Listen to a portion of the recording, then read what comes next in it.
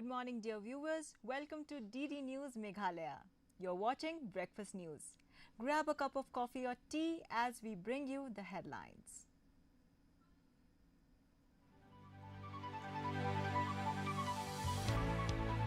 Government stand on uranium mining unchanged. Public consensus remains key, says Chief Minister Conrad K. Sangma.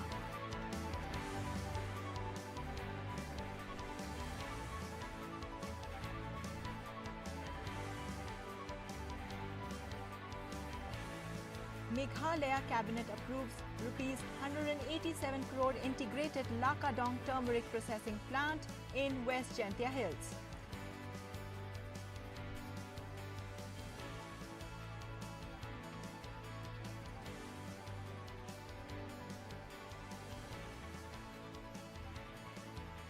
Cabinet allots land at concessional rate for St. Xavier's University to advance youth and higher education.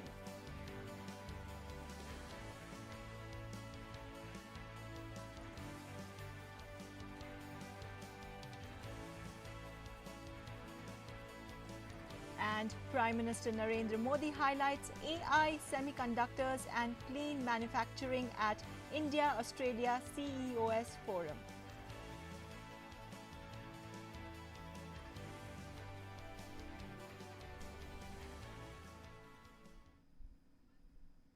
And now the news in detail. First, the local news.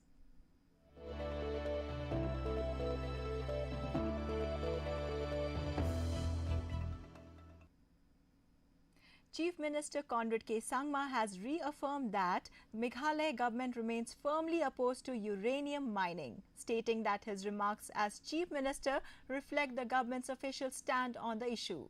He said that the state has consistently conveyed its opposition to both the centre and the people of Meghalaya, emphasizing that the government believes in consensus and public consultation before taking decisions on sensitive matters. Sangma also said reports of alleged visits by Atomic Minerals Directorate officials to uranium-bearing areas would be verified and appropriate action to follow if necessary. And I've been very clear that we are not in favor of uranium mining. We're very, very clear about that, and we've made it clear to Government of India also. We've made it very clear to the people also. And it's not just about uranium mining. If you look at all the decisions we have taken, especially decisions that impact the people at large, we've been very clear that we will work and do things in line with what is best, in the best interest of our people. So that has been the principle with which we follow. We believe in creating consensus. We believe in ensuring that we are sharing everything with people. Regarding movement of people coming in and going out, there is something that is, if any knowledge has comes to my office, if you inform me, then obviously we'll take action. I don't have any specific, written tour or anything like that of anybody coming in. I mean, I can check if they did come in or not, but as far as my information goes, I have not been informed about that. But since you have told me right now that there is reports that there were some movements, I will find out, and accordingly we will take steps in that also. The Cabinet has approved the purchase of nearly 4 acres of land at Thad Muthong in West Jaintia Hills for setting up an integrated Lakadong turmeric processing plant. Chief Minister Conrad K. Sangma said that Rs 187 crore project, supported largely by Union Ministries of Donor and Agriculture, will strengthen value addition, enhance market opportunities for farmers and further boost Meghalaya's flagship Lakadong turmeric mission. He added that the state government will contribute around Rs 30 to 35 crore towards the project. The second decision was the purchase of 3.9 acres of land at Thadmutlong Luskin block in West Jaintia Hills. This is for establishment of an integrated Lakadong turmeric processing plant.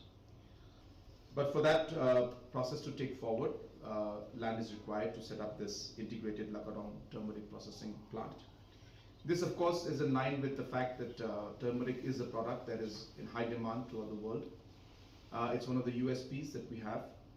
And we have been promoting this product a lot, and we feel that there's a huge opportunity for the state, especially for the farmers.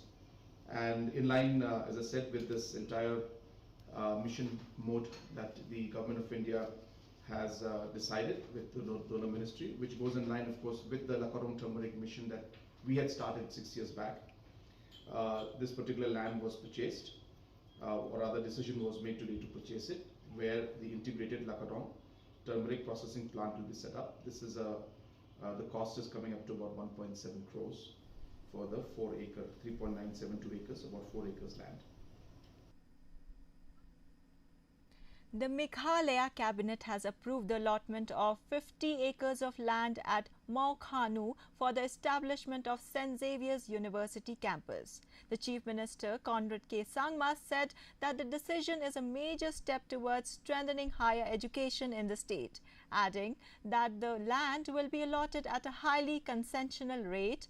He expressed confidence that the university will enhance educational opportunities, support technical and higher learning, and contribute to state's long-term vision for education and youth development.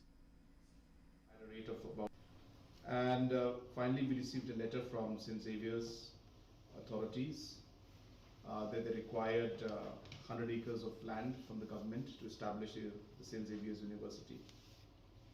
And after detailed discussion, we have decided as a cabinet that we will be able to give 50 acres to St. Xavier's in Maukhanu at a rate of about 1 lakh rupees per hectare, which is at a very concessional rate.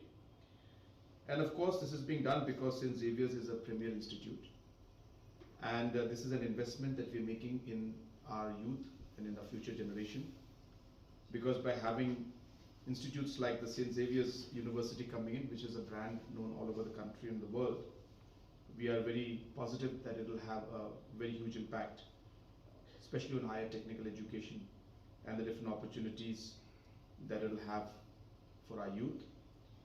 And this goes in line with our commitment towards education and our vision to take the overall education sector to greater heights, and also to provide better opportunities for our youth of our state and the region as a whole.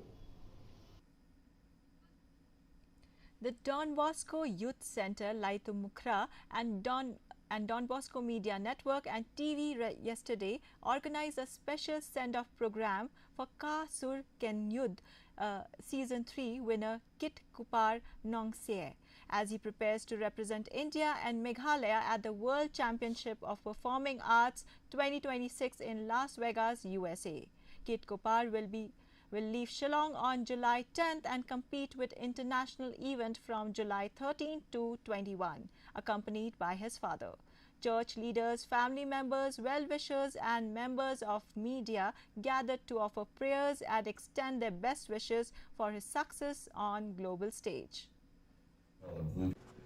But kalapulongiga ban smomu yo play ulapmi yege samla iban kasam mo kibom yo kanu galat lise la damdan kanika Don Bosco Media Network lise uket unum yo kanika la de ka ba undan na kanika stage ka ba crowd ka ba nishamanta terma kata smomu ya ka Don Bosco Media Network ka ba pelongi kaniki jinge simanta ke bakum kini banra bansai ke sap ke phong ke ba ki khun samla choi didan te kani ka competition ka bangan salet kadi ka World Championship of Performing Arts kaban salong Las Vegas, United States of America. So ka competition kan stang nadu khalai tarik hadu arphoi tarik te ka grand finale kan te arphoi tarik kiri te kumbahan re photeli kiri kinmanya compete kan te ka competition do kam desho ka basuk numa kala de international level te kamon dan haban ni konting e and nga rang di iban kong do pangalit simenta pangami kwana ke India kan hakado ka competition. Continuous heavy rainfall triggered severe flooding along the Jorabat stretch of Shillong-Guwahati National Highway, disrupting traffic and affecting commuters, residents and businesses on Meghalaya-Assam border. Several vehicles struggled through the waterlogged road, while one car was swept away by strong floodwaters. Residents said floodwaters entered homes and shops, causing significant damage, and blamed the recurring problem on adequate drainage and clogged roadside drains caused by indiscriminate dumping of the waste.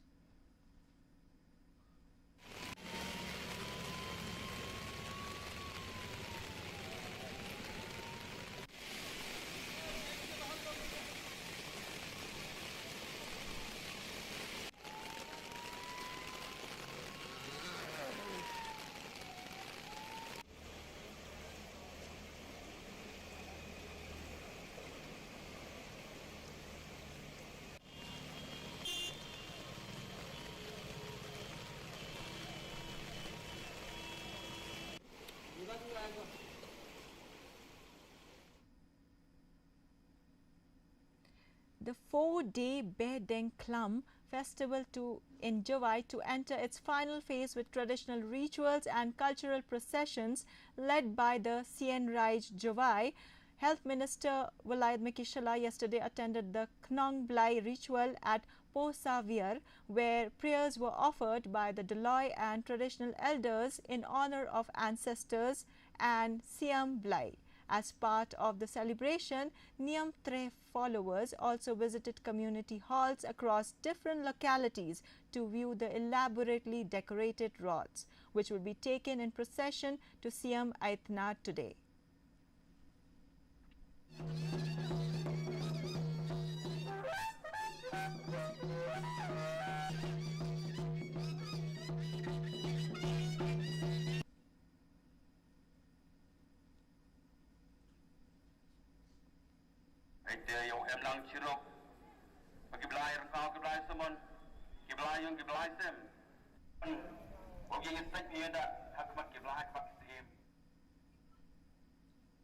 Moving on to the regional news.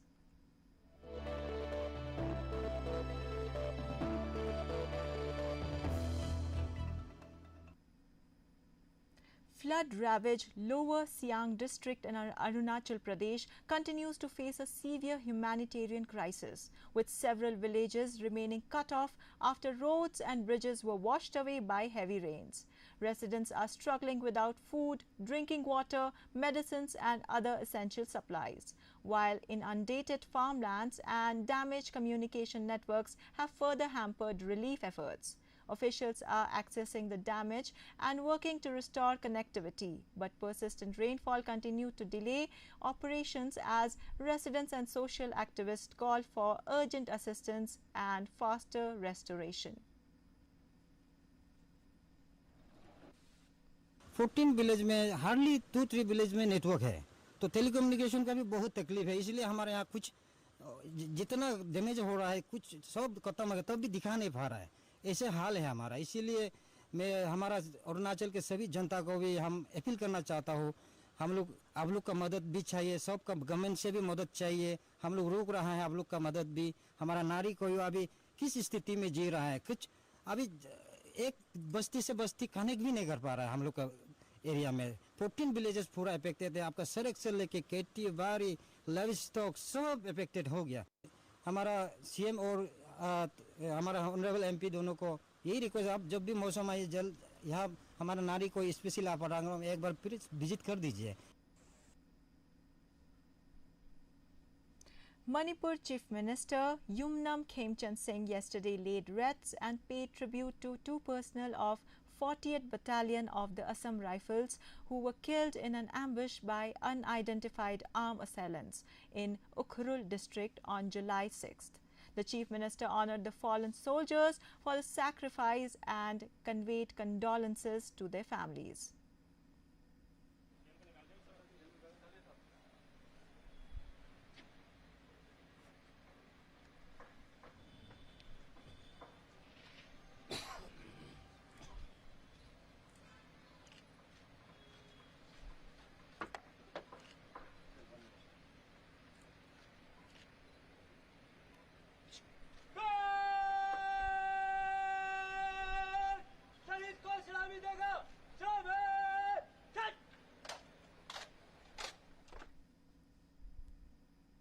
Now, the national news.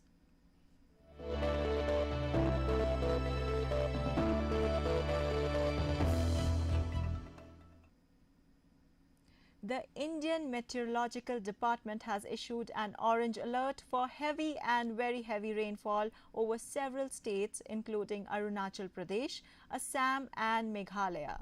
Heavy rain has also been forecasted for parts of Bihar, Rajasthan, Madhya Pradesh, Uttar Pradesh and sub-Himalayan West Bengal, while several other states are expected to receive widespread rainfall. Meanwhile, moderate showers lashed the national capital Delhi, bringing relief from the heat as the IMD predicted cloudy skies and more rain during the day.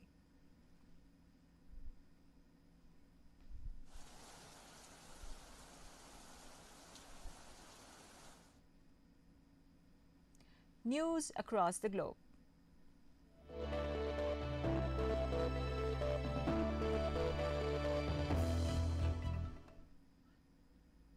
Prime Minister Narendra Modi arrived in Australia on the second leg of his three-nation tour and participated in India-Australia CEOS Forum after meeting Australian Prime Minister Anthony Albanese. Addressing at the CEOs Forum, Modi highlighted opportunities for collaboration in clean manufacturing, artificial intelligence, quantum technology, semiconductors, and digital infrastructure. He also underscored the success of India-Australia Economic Cooperation and Trade Agreement and expressed confidence that the proposed Comprehensive Economic Cooperation Agreement will further strengthen trade, investment and innovation between the two countries. आज इस hall में भारत और Australia की business power और business ambition के दर्शन एक साथ हो रहे हैं। इन प्रयासों से दोनों देशों की सरकारों ने एक नया रनवे तैयार किया है। अब इस पर इन्वेस्टमेंट और इनोवेशन का विमान उड़ान भरने के लिए तैयार है और आप सभी को इसे नई ऊंचाई पर ले जाना है। फ्रेंड्स, यहां क्लीन एनर्जी से जुड़ी कई कंपनियां उपस्थित हैं। हम भारत में hydro projects, green hydrogen, solar modules और विंड मिल्स के लिए मैन्युफैक्चरिंग इकोसिस्टम तैयार कर रहे हैं। ऑस्ट्रेलिया के टेक्नोलॉजी, कैपिटल और रिसोर्सेज इस ट्रांजिशन को गति दे सकते हैं। US President Donald Trump has warned Iran that the United States is prepared to carry out further military strikes and reimpose a naval blockade if Tehran continues its attacks. Speaking on the sidelines of the NATO summit, Trump defended recent US military action against Iranian targets, accused Tehran of violating a temporary pause in hostilities, and said he no longer believes in negotiations over Iran's nuclear program are worthwhile, though he stopped short of formally ending diplomatic efforts. I think they're much more rational than level 1, level 2. Level 1 is gone, level 2 is gone. This is level 3. I think they are more rational, but based on their actions over the last week or two, they're not doing a service to the people. And I think more than anything else is I got to know them, and I'm not sure I want to make a deal with them. We can play games, but I'm not sure I want to make a deal. I just finished the job. The big thing we have is more important than anything we can talk about is you can't let lunatics have nuclear weapons, and we've stopped that. And that should have been stopped on a couple of other occasions too with different countries, but they didn't do that. Yeah, they hit a couple of ships, and so we hit them much harder. When they hit, we hit 10 times harder. You know, we hit much harder than they do. We have a lot better equipment than they do. Now in sports.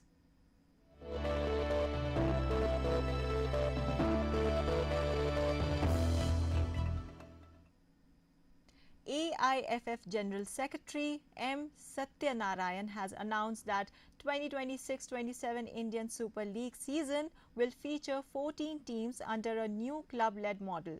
Addressing a press conference, he said clubs will hold commercial rights while All India Football Federation retains administrative control.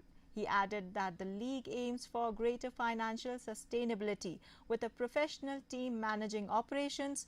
Newly promoted Diamond Harbour will join the competition as clubs prepare for a full-fledged and competitive session. We're all set for ISL 26-27.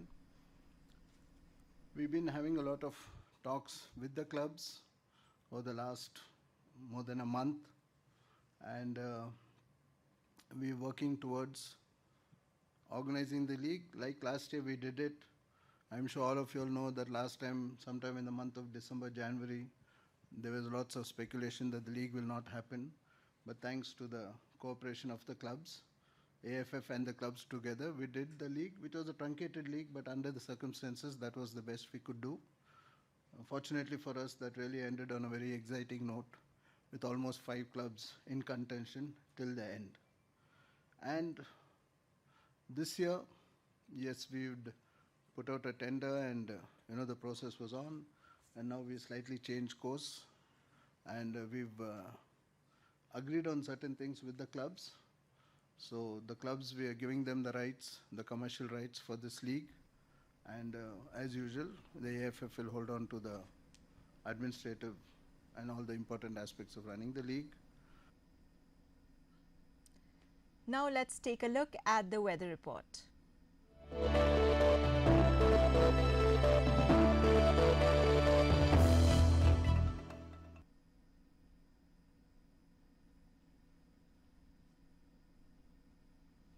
First, let's take a look at the weather report in Tura. Minimum temperature 24 degrees Celsius, maximum temperature 29 degrees Celsius. The relative humidity is 95%.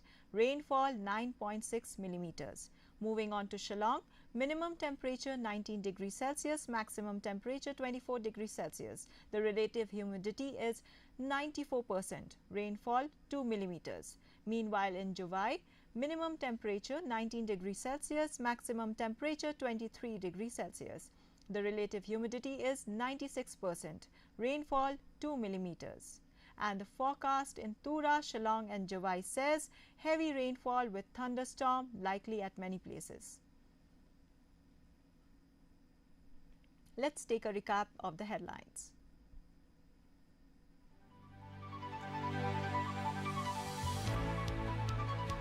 Government's stand on uranium mining unchanged. Public consensus remain key, says Chief Minister Conrad K. Sangma.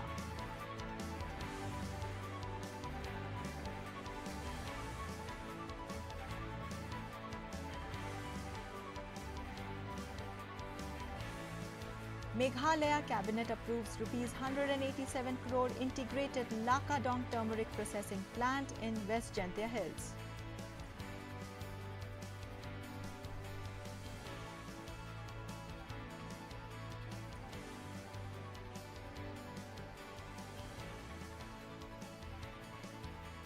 Cabinet allots land at concessional rate for St. Xavier's University to advance youth and higher education.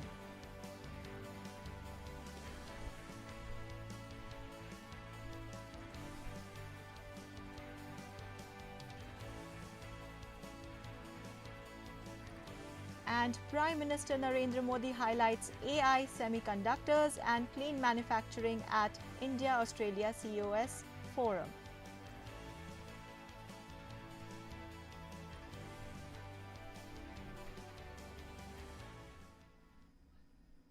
Thank you for watching the Breakfast News. Stay tuned as we bring you the Khasi News Bulletin up next. You can also follow us on our social media platforms for latest news updates. This is Naveli Singh signing off. Until then, have a wonderful day. And don't forget to carry your umbrella. Goodbye.